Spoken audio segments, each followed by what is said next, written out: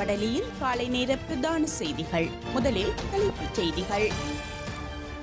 மீண்டும் வடக்கு கிழக்கில் கனமழை, வெள்ள எச்சரிக்கை, அனைவரும் பாதுகாப்பாக இருப்பது அவசியம் என நாகமுத்து பிரதீபராஜா எச்சரிக்கை.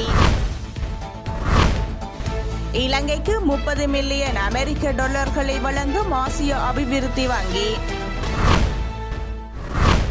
செல்வன் அடைக்கலநாதன் கஜேந்திரகுமார் இடையில் விசேட சந்திப்பு. அமெரிக்க நீதித்துறையின் சிவில் உரிமைகளுக்கான உதவி அட்டோர்னி ஜெனரலாக இந்திய வம்சாவளி பெண்.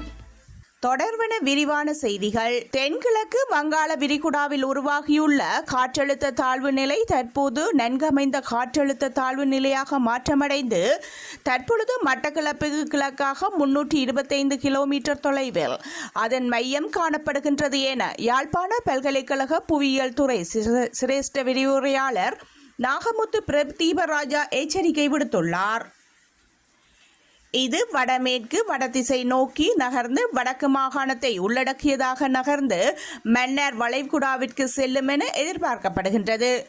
இதன் உள்வலயத்தின் தென்கரை பகுதி வடக்கு மாகாணத்தினூடாக கரையை கடக்கும் என எதிர்பார்க்கப்படுவதால் இன்று இரவு முதல் 14ஆம் தேதி வரை அனைவரும் சற்று எச்சரிக்கையாக இருப்பது அவசியம் எனவும் சுட்டிக்காட்டியுள்ளார். மேலும் நாம் எச்சரிக்கையாக இருப்பது பாதிப்புகள் இல்லை என்றால் நாம் இழக்கப் போவது எதுவும் இல்லை. ஆனால் அசட்டையாக இருந்து பாதிப்புகள் இருந்தால் அதனை இலகுவாக நிவர்த்திக்க முடியாது எனவும் அச்சம் கொள்ள தேவையில்லை. அடுத்த 24 மணித்தியால நேரத்தில் 100 மில்லிமீட்டருக்கு மேல் மழை கிடைக்கும் சந்தர்ப்பத்தில் யாழ்ப்பாண நகரம், கிளிநொச்சி நகரம், மன்னார் தீவு போன்ற தாழ்நில பகுதிகளில் வெள்ள அனர்த்தத்தினை உருவாக்கும். யாழ்ப்பாணம், கிளிநொச்சி, முல்லைத்தீவு, திருகோணமலை, மட்டக்களப்பு, அம்பாறை, வட மன்னார், புத்தளம், அம்பாந்தோட்டை ஆகிய கடற்பகுதிகள் கொந்தளிப்பான நிலையில் காணப்படும் என்பதால் மீனவர்கள் எக்காரணம் கொன்றும் மறு அறிவித்தல் வரை கடலுக்கு செல்ல வேண்டாம் எனவும் அவர் எச்சரிக்கை விடுத்துள்ளார்.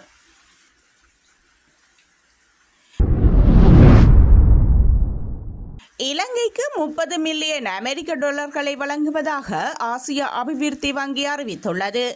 எரிசக்தி துறையில் எதிர்கால திட்டங்களின் நிலைமைத்தன்மையை உறுதி செய்த இந்த நிதி வசதி பயன்படுத்தப்படும் என்று தெரிவித்துள்ளது. 2030ஆம் ஆண்டளவில் இலங்கை 70% மின்சார உற்பத்தியை புதுப்பிக்கத்தக்க மூலாதாரங்கள் மூலம் பெற்றுக்கொள்ளும் திட்டத்தை அடைய இந்த வேலை திட்டமும் முக்கியமானது என ஆசிய அபிவிருத்தி வங்கி மேலும் தெரிவித்துள்ளது.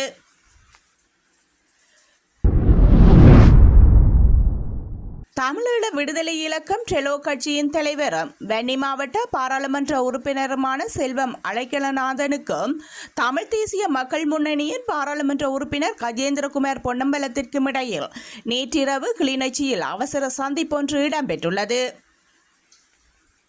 இந்த சந்திப்பில் கஜேந்திரகுமார் தெரிவிக்கும் போது விசேடமாக அரசாங்கம் புதிய அரசியலமைப்பை கொண்டுவர உத்தேசித்துள்ள சூழ்நிலையில் குறித்த அரசியலமைப்பை உறுதியாக அறிவித்துள்ள நிலையில் அதனை பாராளுமன்றத்தில் எவ்வாறு எதிர்நோக்கப் போகின்றோம் என்ற விடயம் குறித்தும் குறிப்பாக தமிழ் தேசிய மக்களின் நிலைப்பாடுகள் தொடர்பாகவும் புதிய அரசியலமைப்பு கொண்டுவரப்படுகின்ற சந்தர்ப்பத்திலே எங்களுடைய நிலைப்பாடு எவ்வாறு இருக்க வேண்டும் என்ற நிலைப்பாடு தொடர்பாகவும் கலந்துரையாட இந்த சந்தர்ப்பத்தை பயன்படுத்தியுள்ளோம். நாங்கள் ஏற்கனவே அறிவித்தது போன்று பாராளுமன்ற உறுப்பினர் அடைக்கலநாதனுக்கு தமிழ் மக்கள் பேரவையின் தீர்வு திட்டத்தை மையப்படுத்தி நாங்கள் இந்த கலந்துரையாடலை நடத்த வேண்டும் என்பதை கேட்டிருந்தோம். அந்த வகையில் எமது தீர்வு திட்டத்தில் ஒரு பிரதியை வழங்கி மேலதிகமாக புது வருடத்தின் பிற்பாடு நாங்கள் மீண்டும் கூடி தமிழ் மக்கள் பேரவையின் யோசனைகளை ஆழமாக ஆராய்வதற்கு இணங்கியுள்ளோம். அந்த வகையில் பாராளுமன்ற உறுப்பினர் ஸ்ரீதரனோடும் இந்த விடயம் தொடர்பாக பேசி புதிய வருடத்தோடு மேலதிக நடவடிக்கைகளையும் முன்னெடுக்க நாங்கள் யோசித்திருக்கின்றோம். அந்த சந்திப்பு பேரவையினுடைய தீர்வு திட்டத்தை ஆழமாக ஆராய்வதற்கான சந்தர்ப்பத்தை தமிழரசு கட்சி, தமிழ் ஜனநாயக தமிழ் தேசிய கூட்டணி, தமிழ் தேசிய மக்கள் முன்னணி, சிவில் சமூக தலைவர்களையும் உள்வாங்கி மேலதிகமாக இவ்விடயத்தில் உள்வாங்கப்பட வேண்டிய விடயங்களை நாங்கள் வருகின்ற ஒரு சில நாட்களில் ஸ்ரீதரன் எம்பியோடு பேசி முடிவெடுப்போம் என கஜேந்திரகுமார் பொன்னம்பலம் மேலும் தெரிவித்திருந்தார். கௌரவ பாராளுமன்ற உறுப்பினர் செல்வம் அடைக்கலநாதன் அவர்களோடும் தமிழ் தேசிய மக்கள் முன்னணி செயலாளர் திரு செல்வராஜ கஜேந்திரன் மற்ற எங்களுடைய இணைய உறுப்பினர்களோடும் நாங்கள் ஒரு சந்திப்பொன்றை மேற்கொண்டோம். விசேஷமாக அரசாங்கம் ஒரு புதிய அரசியலமைப்பு கொண்டை கொண்டு வர உத்தேசித்திருக்கின்ற இந்த சந்தர்ப்பத்திலே அதுவும் அந்த அரசியலமைப்பு ஒரு ஐக்கிய ராஜ்ய ஒற்றையாட்சி அரசியலமைப்பாக பகிரங்கமாக அறிவித்திருக்கின்ற சூழலில் அந்த விடயத்தை பாராளுமன்றத்தில் எப்படி எதிர்நோக்கப் போகின்றோம் என்ற விடயம் சம்பந்தமாகவும் தமிழ் தேசிய மக்களுடைய நிலைப்பாடு தொடர்பாகவும் ஒரு புதிய அரசியலமைப்பு கொண்டு வரப்படுகின்ற சந்தர்ப்பத்தில் எங்களுடைய நிலைப்பாடு இவ்வாறாக இருக்க வேண்டும் என்ற விடயம். கொழும்பில் தனியார் வைத்தியசாலை ஒன்றில் அதிதீவிர சிகிச்சை பிரிவில் சேர்க்கப்பட்டுள்ள முன்னாள் நாடாளுமன்ற உறுப்பினர் MK சிவாயிலிங்கத்தின் உடல்நிலையில் சிறிது முன்னேற்றம் ஏற்பட்டுள்ளதாக தெரிவிக்கப்படுகின்றது.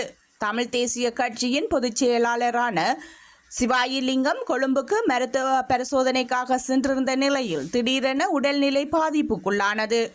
இதனை அடுத்து கொழும்பு கொள்ளுப்பட்டியில் அமைந்துள்ள தனியார் வைத்தியசாலையில் கடந்த சனிக்கிழமை சேர்க்கப்பட்டு அதிதீவிர சிகிச்சை பிரிவில் சிகிச்சை பெற்று வருகின்றார்.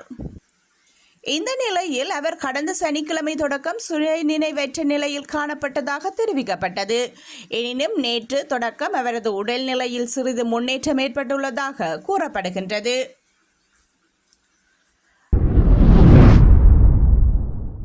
பாராளுமன்ற உறுப்பினர் ராமநாதன் அர்ச்சுனா மீண்டும் யாழ் போதனா வைத்தியசாலைக்கு குழப்பம் விளைவிக்க வருவார் என வாசலிலேயே வைத்து பாதுகாப்பு உத்தியோகத்தரால் அவர் போலீசாரிடம் ஒப்படைக்கப்படுவார் என்று யாழ் போதனா வைத்தியசாலையின் பணிப்பாளர் வைத்தியர் தங்கமுத்து சத்தியமூர்த்தி தெரிவித்துள்ளார்.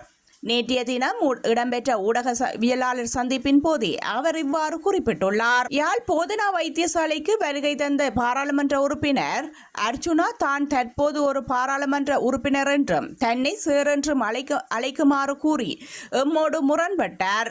அவரை சேர் என்று அழைக்க முடியாது என்று பழிதளித்ததற்கு என்னை யாழ்ப்பாணம் போதனா வைத்தியசாலையின் பணிப்பாளர் பதவியிலிருந்து அகற்றுவேன் எனவும் பாராளுமன்றத்துக்கு அழைத்து கேள்விகள் கேட்பேன் என்றும் கூறினார். அத்துடன் என்னை வெளிநாட்டுக்கு தப்பி செல்லுமாறும் கூறினார்.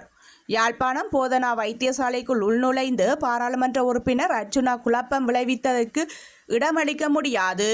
மீண்டும் ஒரு முறை அவர் யாழ் போதனா வைத்தியசாலைக்கு குழப்பம் விளைவிக்க முற்படுவாராயின் வாசலிலேயே வைத்து தடுத்து நிறுத்தப்பட்டு பாதுகாப்பு உத்தியோகத்தரால் போலீசாரிடம் ஒப்படைக்கப்படுவார் என சத்தியமூர்த்தி மேலும் தெரிவித்திருந்தார்.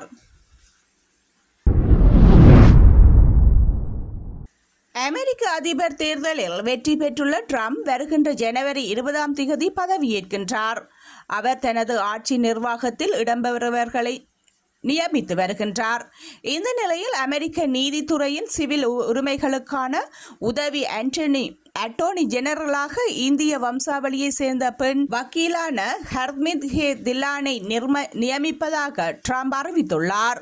இது தொடர்பாக ட்ரம்ப் தனது சமூக வலைதள பதிவில் அமெரிக்க நீதித்துறையில் சிவில் உரிமைகளுக்கான உதவி அட்டோர்னி ஜெனரலாக ஹர்மித் கே தில்லானை பரிந்துரைப்பதில் நான் மகிழ்ச்சி அடைகின்றேன். அவர் தனது வாழ்க்கை முழுவதும் நாட்டின் சிவில் உரிமைகளை பாதுகாக்க தொடர்ந்தும் நிலைத்து நிற்கின்றார். ஹர்மித் நாட்டின் முன்னணி தேர்தல் வழக்கறிஞர்களில் ஒருவராவர். தனது புதிய பாத்திரத்தில் ஹர்மித் நமது அரசியலமைப்பு உரிமைகளின் அயராது பாதுகாவலாக இருப்பார். குடியுரிமைகள் மற்றும் தேர்தல் சட்டங்களை நேர்மையாகவும் உறுதியாகவும் செயற்படுத்துவார் என்று அவர் தெரிவித்துள்ளார். இதேவேளை ட்ரம்பின் புதிய அமைச்சரவையில் பரிந்துரைக்கப்பட்ட 4வது இந்திய வம்சாவளியை சேர்ந்தவர் ஹர்மித் தில்லான் என்பது குறிப்பிடத்தக்கது.